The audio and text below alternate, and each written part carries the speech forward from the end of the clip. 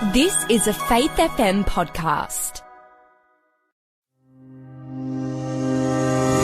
You're listening to The Faith Experiment with Robbie Berghan, right across Australia, right here on Faith FM. Hello there, and thanks again for tuning in to The Faith Experiment. I'm Robbie Berghan, and this is episode number 49 of The Faith Experiment, and I'm calling this episode Digital Currencies and Prophecy.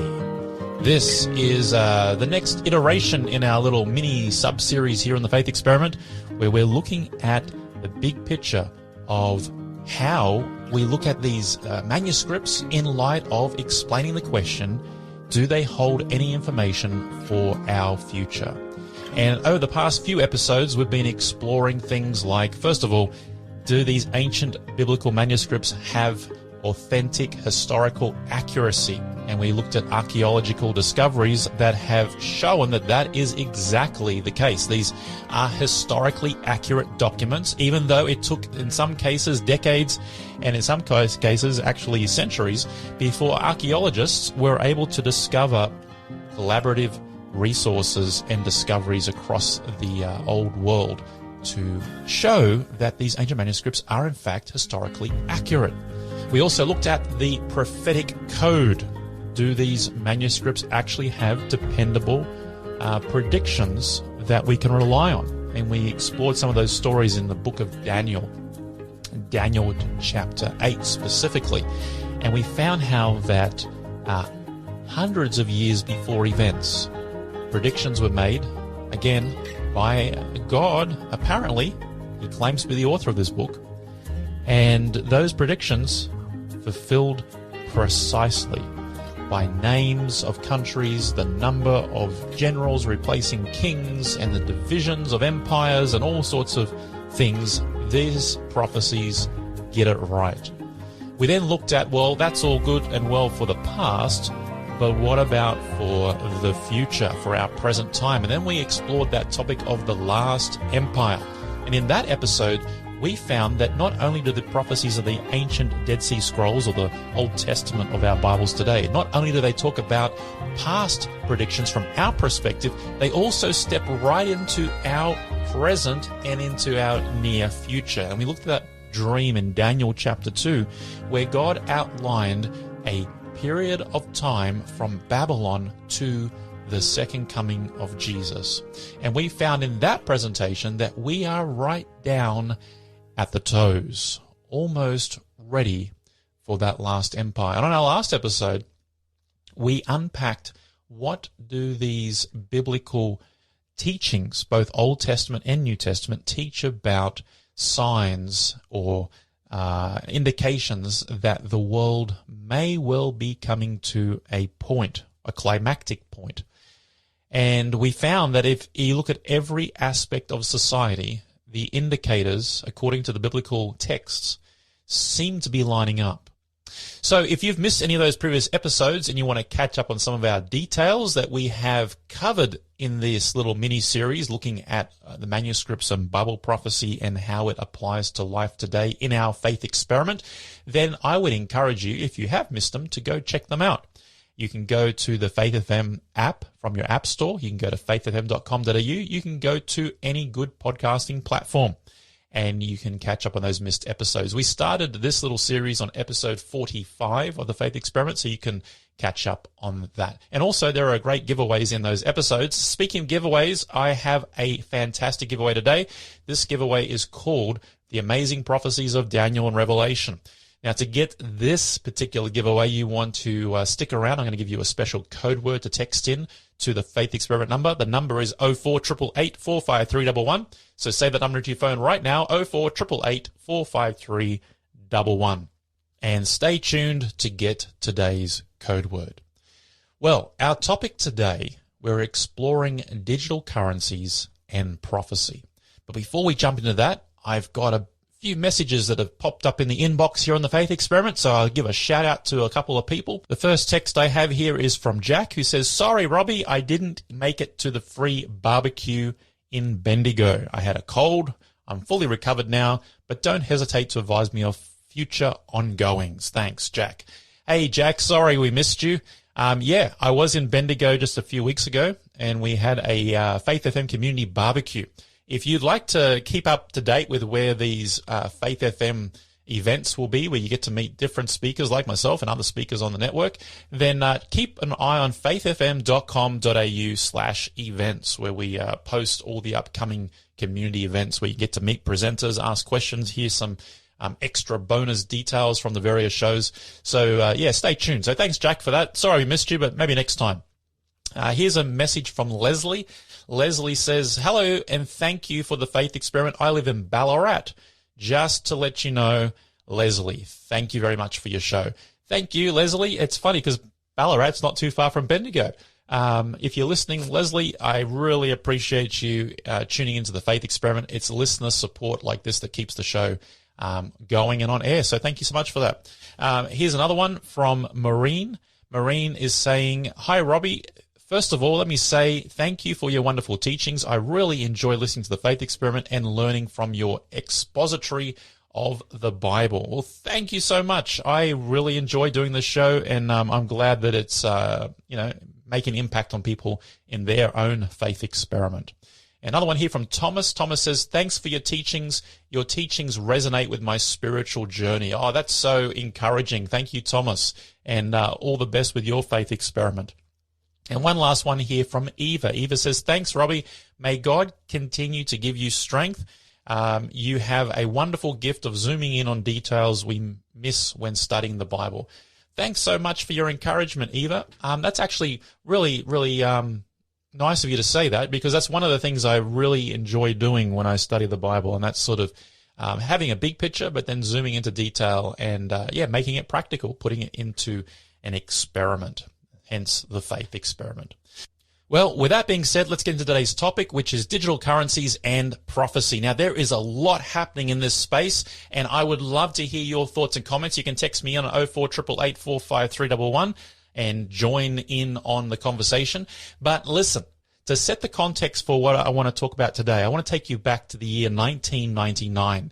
I was in my early 20s, and me and my best friend at the time decided we're going to have an overseas experience. And so we started planning for a 6-week trip around Europe, a backpacking trip. And back in those days, you would have to go to a travel agent. You couldn't really do things online back then for booking your own trips and things. So we went to a travel agent in Brisbane, and we said, listen, we want to get to Europe. We want to backpack around Europe. We want to see as much as we can in the 6 weeks we've got, and we want to come home, obviously. And so they helped us plan an itinerary and all that good stuff, and give us some good tips and advice for, newbie travelers. And one of those tips were the agent there, she said, you need to have traveler's checks when you go to Europe, because in Europe there are many, many currencies. In fact, every country there has its own currency. And so the best way to deal with money over there is to take traveler's checks, which are basically pieces of paper for the uninitiated that represent about $50 US each. And so you go to the Australian bank, you give them a bunch of Australian cash, they give you a booklet of these little paper checks representing $50 US each. And then when you travel around, you write these checks out and they give you the change in the local currency. And so that's what our plan was. Now, we started planning about a year out before we were intending to go to Europe. And what was fascinating is that in the lead up, for about 3 months out from when we're going to go to Europe, I got a letter from my bank. I was banking with National Australia Bank at the time, and they sent me a letter. This is 1999. And they said in the letter, congratulations, Mr. Berghan, you have a new key card. Today I would call that like a savings or debit card. And it said, if you check your card, there is a plus logo on your card. And this means now you are a part of a worldwide banking network, and you'll be able to use your Australian key card at any ATM in the world that has a plus logo. You can just use your Australian PIN number. You'll be able to withdraw your money from your Australian account in local currency. And when I read this letter, I thought, wow, this is awesome. I don't need traveler's checks after all. And so the story begins. I'll see you right after this on The Faith Experiment as we unpack this topic of digital currencies and prophecy. You're listening to The Faith Experiment with Robbie Berghan, right across Australia, right here on Faith FM. Connect with us via text message on 0488 453 111. That's 0488 453 111. Or send an email to robbie@faithfm.com.au.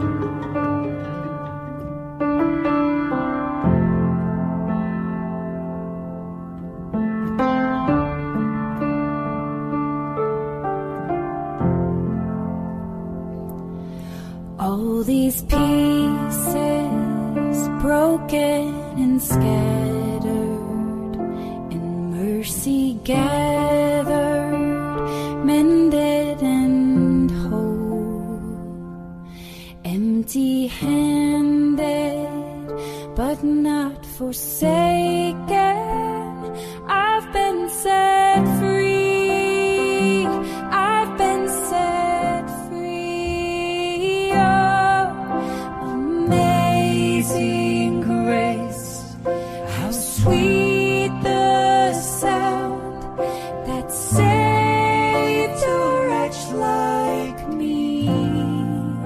Oh, I once was lost, but now I am found. Was blind, but now I see. Oh, I can see you now.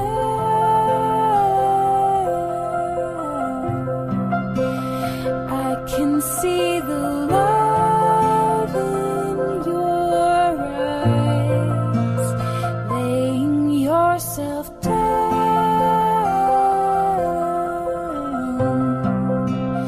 raising up the broken to life.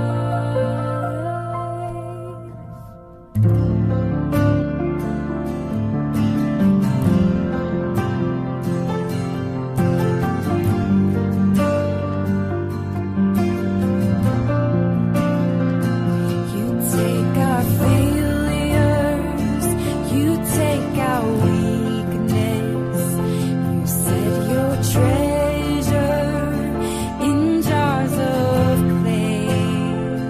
So take this heart, Lord, I'll be your vessel, the world to see your life in me. Oh, amazing grace, how sweet the sound that saved a wretch like me. Oh, I once was lost, but now I am found.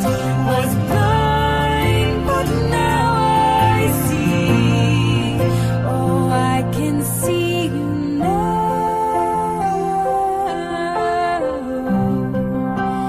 I can see the love in your eyes, laying yourself down,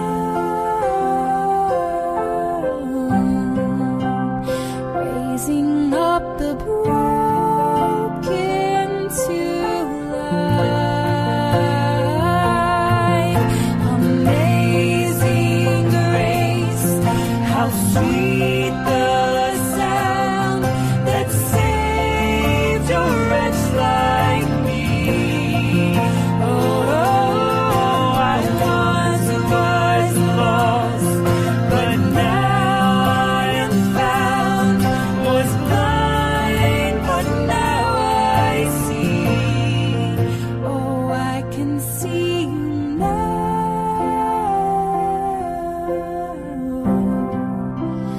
I can see the love in your eyes, laying yourself down,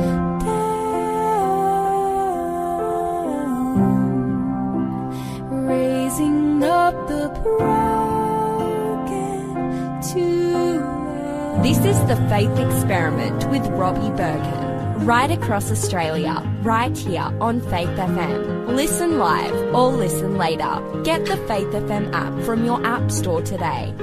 Welcome back to the Faith Experiment. This is episode number 49 of the Faith Experiment, and I'm calling this episode Digital Currencies and Prophecy. And I'm Robbie Berghan, and I'm your host, and I'm taking you on this journey back to 1999. Before the break, I was sharing with you how I was planning to do an overseas trip, and a part of that plan to travel around Europe in 1999 was traveler's checks. But then right before I was about to leave Australia to go on the trip, I get a letter from my bank, National Australia Bank at the time, who said, "Congratulations, Mr. Berghan, you have now received a new updated key card. And on this key card, there's a special logo. It's the plus symbol. And if you go to anywhere in the world and you find an ATM that has the plus logo on it, you will be able to withdraw your Australian currency with your Australian PIN in local currency." And this was absolutely amazing. Now, in today's episode, I have a great giveaway to give. It is a magazine booklet called The Amazing Prophecies of Daniel and Revelation. You'll want to get today's code word coming up very shortly and text it in on our number 0488 45311. That's 0488 45311. So stay tuned for that.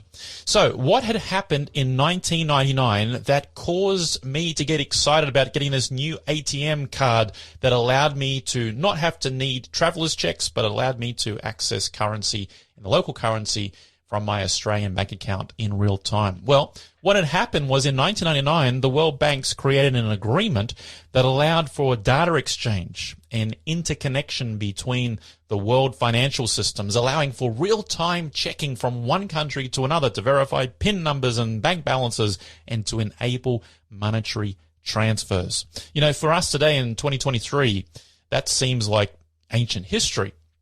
But the world has changed dramatically in the past 20 years or so. I want to introduce to you an author that I have read pretty extensively. He's an American political commentator by the name of Thomas Friedman, and he's done a lot of work in the Middle East. He's written on global trade, foreign affairs, globalization, environmental issues. He's a columnist for the New York Times. This guy he's sort of retired now, but he was the who's who of commentary in the early 90s, 80s and 90s. He wrote a book in the early 1990s called The Lexus and the Olive Tree, and this became a world bestseller, and it's considered now a classic on the theme of globalization. So The Lexus and the Olive Tree. And in this book, he basically reveals why he thinks in early 1990s, that we are moving towards what he calls a global economic village. And he identifies in this book 3 driving factors that he could see in the 1990s that if we continue down this path, we will indeed become a global economy or a global economic village. So to summarize the book, there are 3 driving factors he identifies. Number 1, he says the democratization of technology. Now, what does he mean by that? He means that in the 1990s, something was changing, and that was that everyone in the world was starting to get access to modern technology, such as laptops and, well, it was computers, first of all, desktop computers, and then they were moving towards laptops and tablets and these sorts of things. And these are the old tablets, not the iPads and the Galaxies. These were the real old ones. But he said, listen, over just a few short years, the price of technology has been dropping, the increase in technology has been increasing, and the access to technology has been getting more available. He says, if we continue down this trajectory, we will find ourselves in a very different world in not too many years from now, where we will be globally connected. Now, he wrote this in the 1990s, and we're looking back 20 years or so later, and it's astonishing how much technology has become accessible. Most people have at least 1 or 2 smartphones in their homes, a couple of tablets, maybe a laptop here or there, or maybe some still old desktops. But in some instances, the TVs are just as smart as our computers used to be in the 1990s. And everyone has access to it, pretty much. There's no real countries in the world that I've been to where you can't still get access to some form of technology. Now, the second factor he identifies in his book, the Lexus and the Olive Tree, is the democratization of finance, which means that in his view in the 1990s, it was getting easier and easier to obtain money to buy this technology. And he cites things like credit cards are becoming more accessible, small loans. There was the advent of payday loans. And today we've got afterpay and interest-free lay-bys and all this sort of stuff. And what that's doing is allowing people to have more access to the funds to purchase technology, which is leveling the playing field, so to speak. And so people are getting more and more connected because finance is basically available, and that makes them able to purchase technology. And think about this. I've been to some countries that would probably be termed as third world, and yet I see the latest iPhones and all the various other Android phones and things being used in economies where you would think that the priority is not technology, it's probably just living. But he saw this coming, and we live in a world now where it's come. And the third and final driving factor that he identifies in his book is the democratization of information, which means that the world's information is becoming accessible to virtually anybody at any time. Now, when he wrote this, and he could see this, this was sort of at the advent of the early version of the internet. There was, some web pages around, and some big companies now were starting to form, like eBay and MySpace and these sorts of places. But realistically, information was still pretty scarce. I mean, people were putting up websites and things with facts and figures and things, but not on the scale that we have today. And so in the 1990s, Thomas Friedman's saying, listen, if we get more technology to more people, more money to more people to get more technology, that's going to create an opportunity for the democratization of information, which means that everybody will have access to the same information in real time. Now, think about what's happened in the last 20 years. We've got an explosion of what we call Web 2.0. Some are saying we're at 3.0. And these are things like Facebook and Twitter and Instagram and live streaming, blogging and vlogging and all these sorts of things. Information is now accessible. I've got a 7-year-old son.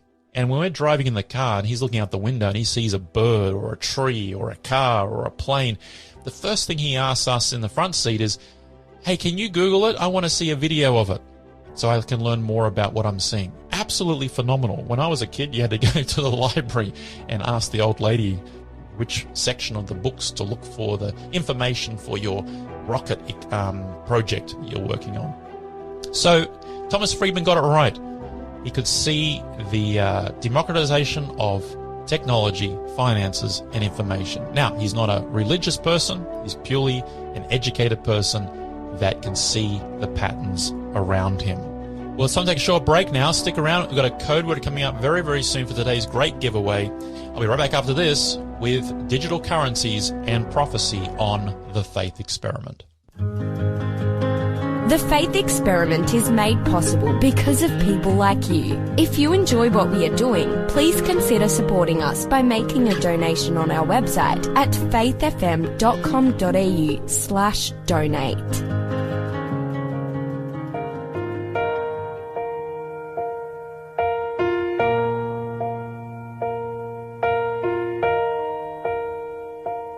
We've watched the house fall right before our eyes. We have seen countless children die. We have wept tears at the end of dreams. No one is free here from suffering,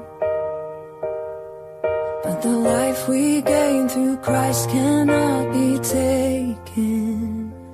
Even though we lose it all, we'll not be lost, we'll not be lost. Behold, this love of God has ransomed us, He's ransomed us, even though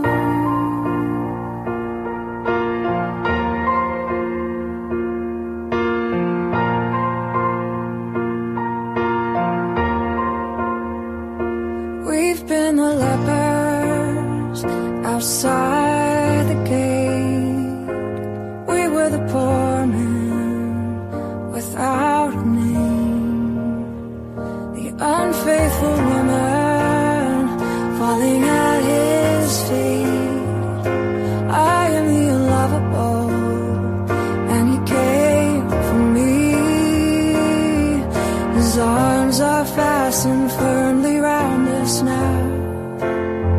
So even though we lose it all, we'll not be lost, we'll not be lost.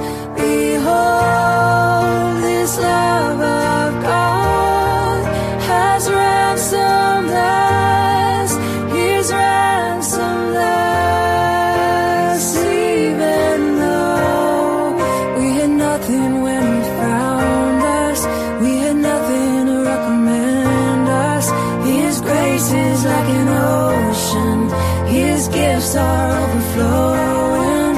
He will care for those who know Him. His promises are certain.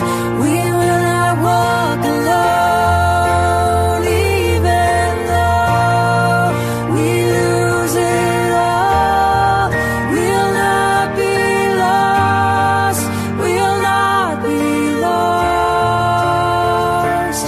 Behold, this love of God has ransomed us, He's ransomed us.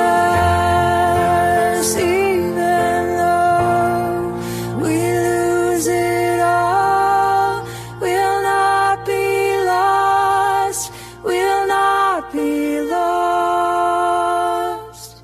Behold, this love of God has ransomed us, He's ransomed us. Even though You're listening to The Faith Experiment with Robbie Berghan, right across Australia, right here on Faith FM.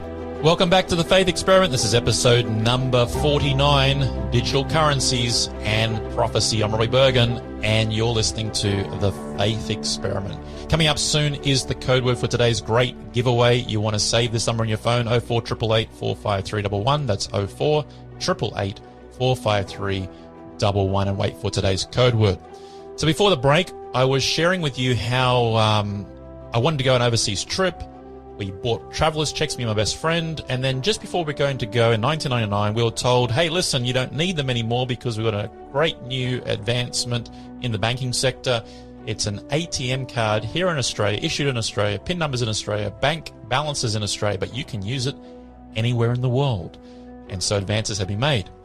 And I just shared with you how I have a book in my library called The Lexus and the Olive Tree, written by a political commentator, Thomas Friedman.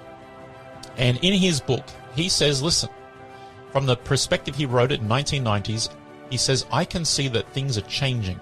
And if these three things continue to change, we're going to end up in a global village. Those three things were democratization of technology, meaning people can get access to technology. Number two, democratization of finances. People can get money to get the technology. And number three, democratization of information. People will be interconnected in real time, he could envision in the early 1990s. Looking back now from the year 2023, it's all ancient history, and we live in that very much interconnected world, financially, technologically, and from an information perspective.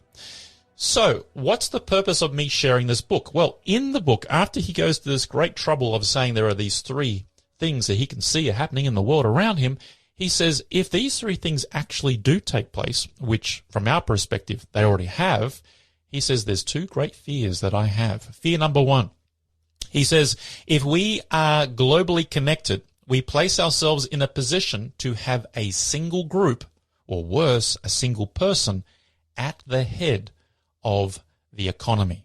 So he was worried about the opportunity for global economic control. That's his first fear in the book, if we become a global village.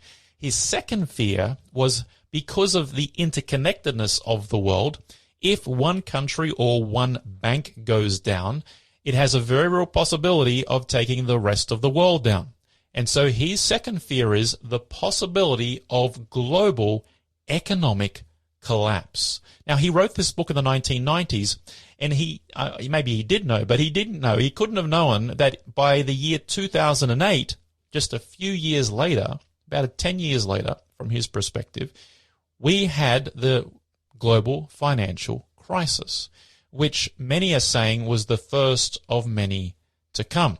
We saw that in 2008 with the GFC, the US markets sort of sneezed and the rest of the world caught the economic cold. Now, of course, we started to see that again in 2020 with COVID. We saw that the Australian ASX lost 24% in the first quarter of 2020 just because of the global connected around COVID-19. Now, this problem has just gotten bigger over the past few years since the whole COVID thing happened. We've saw massive amount of bailouts and spending and issuing of cash, basically printing cash.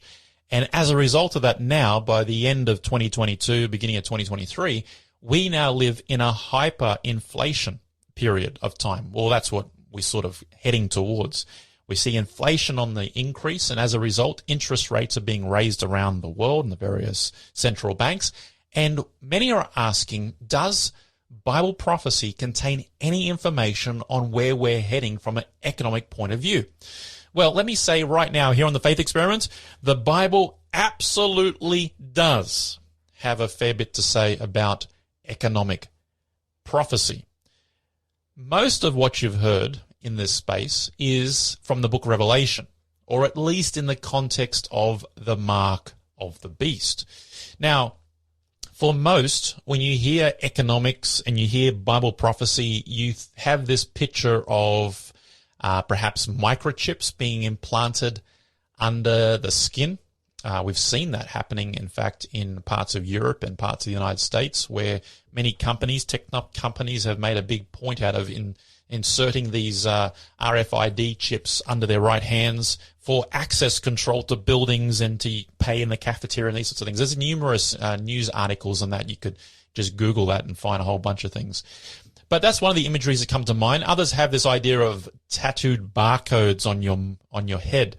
But the thing we want to talk about is, what does the Bible actually talk about in regards to the financial future? Well, we're going to focus on this episode a little bit in the book Revelation. And so to get your bearings, Revelation was written by John, who was a disciple of Jesus. And John claims that he received a vision from God regarding the future. Now, in this vision, he received it around the year 96 AD. Like, that's literally the time that he was on the island of Patmos, and he receives this vision. He writes it down. But according to what he writes down, he's claiming that these predictions are from his time in the first century AD all the way down to the end of time, or the great day of judgment, as he refers to it. So the prophecy of Revelation has this immense period of time from 96 AD all the way down to the end of time, or to the last days. But through that overarching storyline, there are many sub-themes and plots, but the overarching storyline is that there's some kind of great cosmic conflict between the forces of good and evil. And according to Revelation, although this great controversy began long before our time, the prophecies in this book indicate that the conclusion will be wrapped up here in our place on earth in the not too distant future. That's kind of the big summary of the book of Revelation. Now, one of these sub-themes is that of economics, or specifically global economics. And the backdrop to this is found in the 12th, 13th, 17th, and 18th chapters of the book of Revelation. But I want to stress this from the onset, that economics in Bible prophecy is really a sub-theme. It supports a bigger narrative. And so I want to look at the big picture narrative first, so we can understand how economics as a sub-theme plays into it. So in Revelation, we're introduced to three beasts. Now, I've told you before in the Faith Experiment that beasts represent kingdoms or powers, whether they be political or religious. They represent that kind of entity. And in Revelation, we're introduced to this sort of this counterfeit trinity, this unity of three beasts working together. We have a dragon, we have a we call it a composite sea beast. It's a sea beast because it rises up out of the sea, but it has these different characteristics of different animals, which we'll look at in a second. And then there is a earth beast, or a beast that has this appearance of lamb-like horns. And it's also called a false prophet. The sea beast is also called Babylon the Great, and that first beast is the dragon. So let's have a look really quickly at how these three characters are introduced into the book of Revelation, because they are the major players in the story against the forces of good and evil. So the dragon, he's portrayed as the real architect of the three. He's the one calling the shots, but he works in the background. Notice some of these passages in the book of Revelation. Speaking of the dragon, it says in Revelation 13 verse 2, it says, the dragon gave him his power, his throne, and his great authority. The dragon's got the power. He's the one pulling the strings in the background. While the sea beast, or Babylon the Great, it uses the power the dragon gives, and it marvels the world.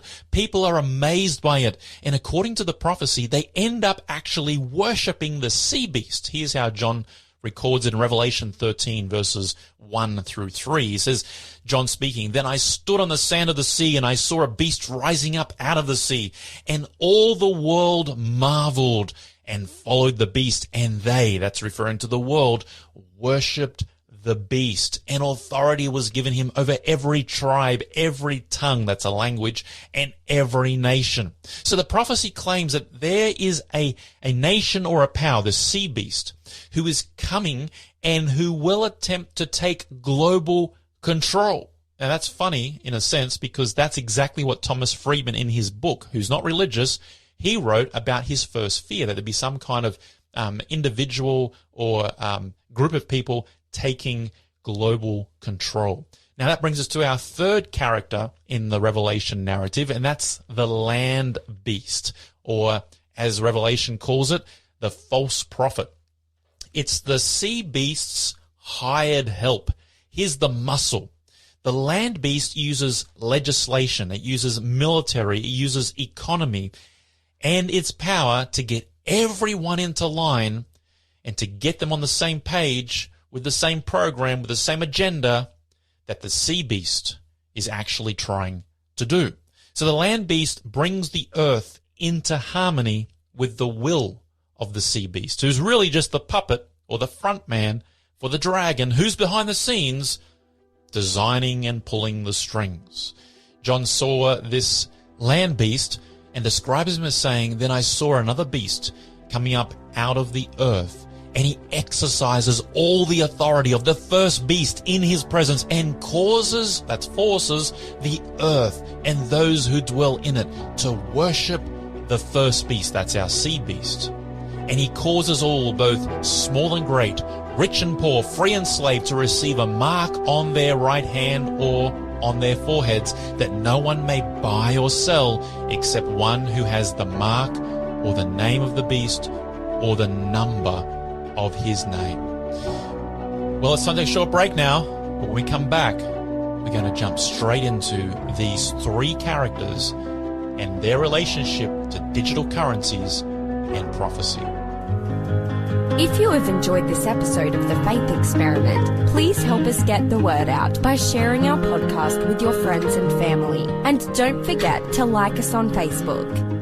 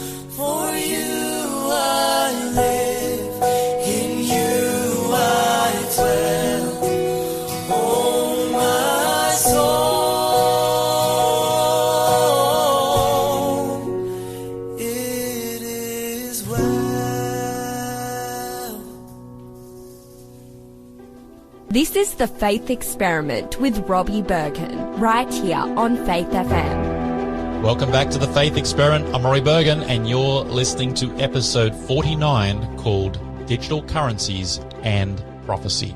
I've been sharing this episode how that in 1999, the banking community changed. It introduced the ability to use your local ATM card with your local PIN, local balance in any country around the world that had the same network.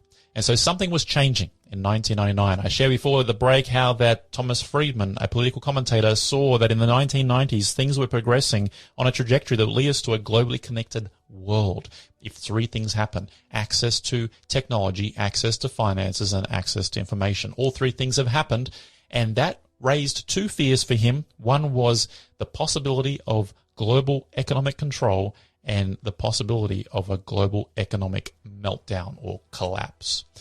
And just before the break, we looked at the book Revelation and economic prophecy. There is a major theme in Revelation regarding the conflict between good and evil, truth and error, life and death. But I share with you how there are a number of subplots, and one of those is economic.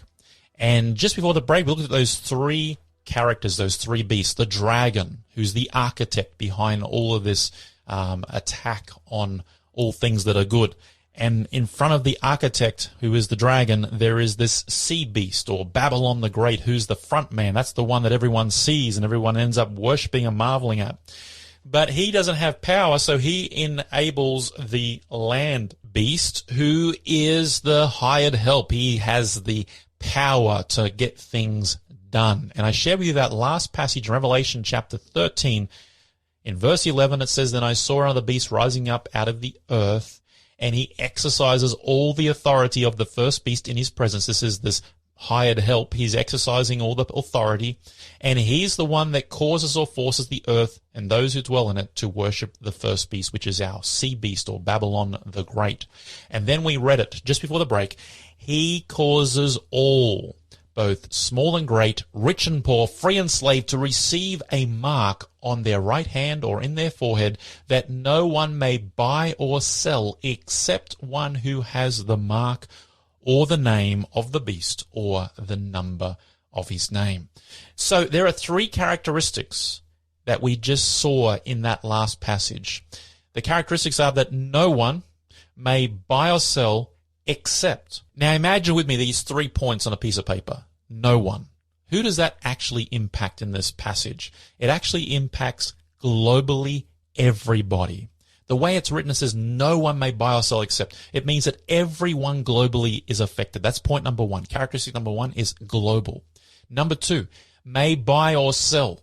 What's that dealing with? That's economics. And so we have global, point one. Point two, economic. And point three is the word except. So no one may buy or sell except, and then it gives some criteria. A synonym for that word except in this passage is actually the word control. It's controlling who can buy and sell and those who can't buy and sell. And when you put these 3 points together with these synonym words, you have global, economic, control. And that was exactly the fear, the first fear that Thomas Friedman had in his book. So the book Revelation, written some 2,000 years ago, is indicating that the time is coming when there will be global economic control by this land beast, who's the hired help. He's the one that coerces people along his path and his will to achieve the goals of the front man. That's the sea beast, or that's the Babylon the Great. But he's really just acting on behalf of the great architect behind him, who is in fact the dragon. Now, here's where it gets interesting, so stick with me on this. In order to have global economic control, you would need to see two things introduced into the world. The first one is you'd have to have a globally connected financial system. If you want to control someone from buying or selling, you're going to have a global network of some description. So that's the first ingredient you need to achieve global economic control. You need a global financial system. Now, the second thing you're going to need is a controllable currency system. You're going to have to remove the cash. It needs to be something that's digital, something that's controllable. a controllable currency, because you have to be able to turn it on or off. So two things you would need to have global economic control. You'd have to have a global financial system, a connected banking network, and you'd have to have a controllable currency system of some description. So watch this. Remember my story in 1999? In 1999, the world became globally connected in real time with its financial systems. Now, that means the first ingredient was achieved just over 20 years ago. 20 years ago, the first building block was laid in order for this economic sub-theme of the book of Revelation to be possible. But there's a second ingredient. There needs to be a controllable currency, something that is removing away the tangible that we have with gold or silver or cash. If you have this tangible way to interact with people, then there's no way that you could be globally controlled in your buying and selling. Now remember, this is a subplot to the big picture here. But I want to explore this idea of, is there or has there or will there be a controllable currency system? So this is where it gets interesting. Now, for this next few minutes, I'm going to be sharing with you a bunch of current articles from various news outlets. And I'll try and give you the references as best as possible. But being that I'm reading this on air, it's going to be probably a bit overwhelming. But let's give it a shot. All right, so I've been tracking this space for some time now. I want to give you a quick whirlwind tour to get you up to speed with where we are in 2023. I've got a source here from MasterCard. It's an advisory report, and it's released by CNN. The title is The Evolution of a Cashless Society, and it goes around on a map by regions of the world and shows how that there has been, this is back in 2013, a major shift towards a cashless society. The US is at 80%, Brazil was at 57%, Belgium was at 93%, and India was at 32%. Australia, interestingly enough, didn't really even rate on the radar in 2013. Now let's move forward a few more years to 2018. Just a few years ago, I have an article from the Sydney Morning Herald, and the title is Cashless Future is Here with Coins and Banknotes Becoming Niche. The article goes on to say that the Australian Central Bank this week declared that currency, which has allowed civilizations to trade and flourish for millennia, was likely to become a niche payment used only in emergencies, while checks would be phased out altogether. And globally, we are following the international trend. Another statement here from the New Daily. In 2018, it says Australia's path to a cashless society is accelerating and is inevitable. This is 2018. In the same year, the Reserve Bank of Australia, on their website, they posted a speech by Philip Lowe, who was the governor. He says a journey towards a near cashless payment system, and he introduces the NPP, or the new payment platform, which would be phasing out the FPOS network and being replaced to enable for cashless payments, completely cashless, using digital currencies. So that was 2018. And by the way, he announces it'll be ready in 2020. So when we get to 2020, the Commonwealth Bank and all the big four banks release statements saying, hey, Pay ID is the way to go. Pay ID is basically the way to get a unique ID that is transferable across banking institutions. So if you're banking with Commonwealth Bank and you have a Pay ID, you can go and bank with ANZ. You'll have the same Pay ID. You go to the other one. It basically follows you like your phone number does. And that came online in 2020. Now, in 2020, in February, I've got an article in Sydney Morning Herald which talks about the business appeal of tap and go and the end of cash. And basically the idea is, hey, if we don't have cash, then we can't get money stolen by our staff. So it's a good idea. Let's move down that direction. Then in coronavirus hits in March 27, 2020, Small Caps magazine says coronavirus could speed up an introduction to a cashless society because the fears of coronavirus spreading on cash. Then in March 2020, ABC News reported coronavirus fears mean shops are accepting card payments only. Is this the end of cash? Then Sydney Morning Herald published on April 2020, the coronavirus will accelerate the trend towards a cashless society.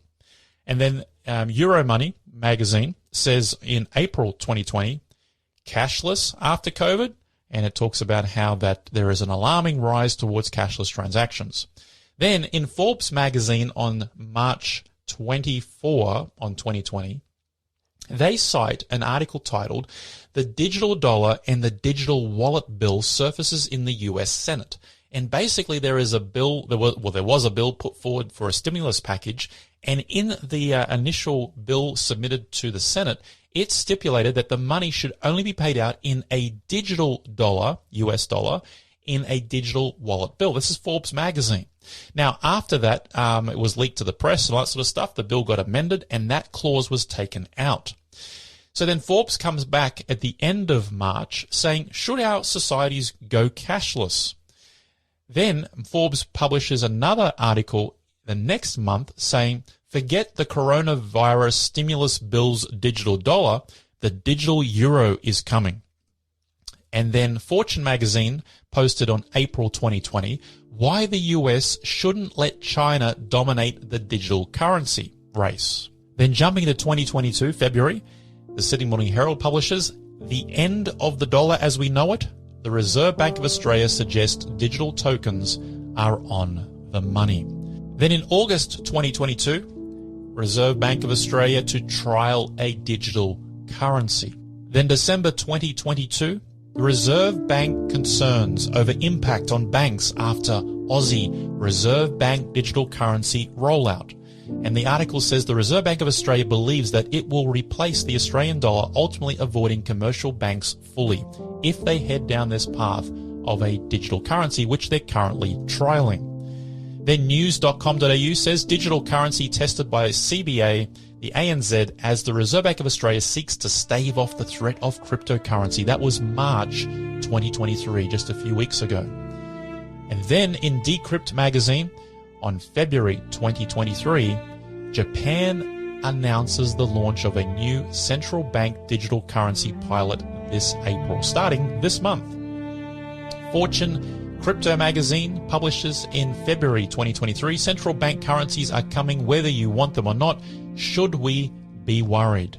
And then Crypto magazine reports the Fed chairman confirms that a US central bank digital currency would not be anonymous. Friends, something is happening. All the major economies around the world, the reserve banks around the world, are trialing digital currencies. And the reason this is significant is because these digital currencies are controllable and trackable.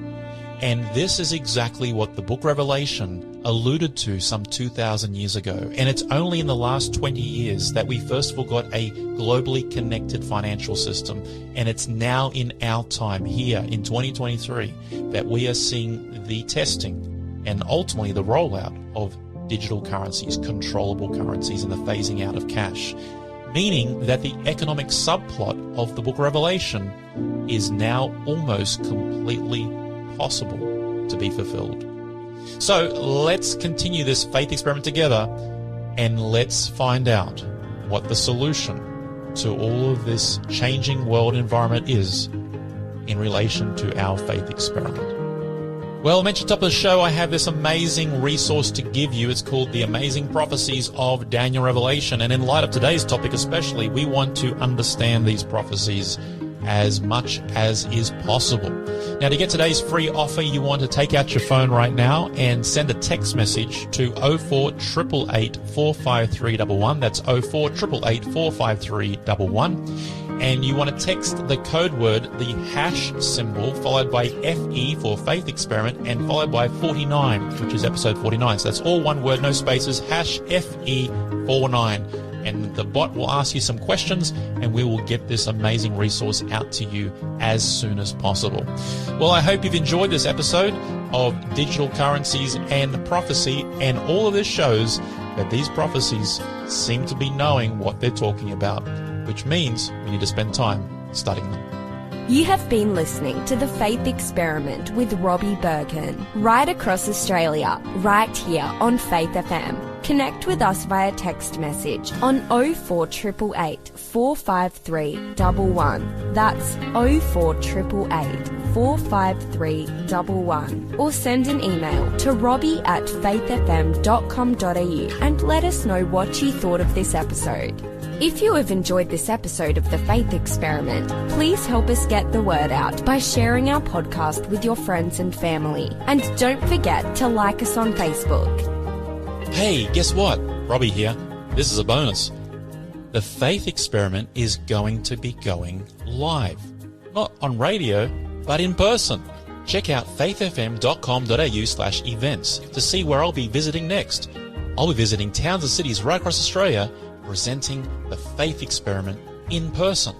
So if you'd like to join me, come say hello, or just dig deeper into these amazing manuscripts and put some faith into experimentation, check out faithfm.com.au/events and see where I'll be visiting next.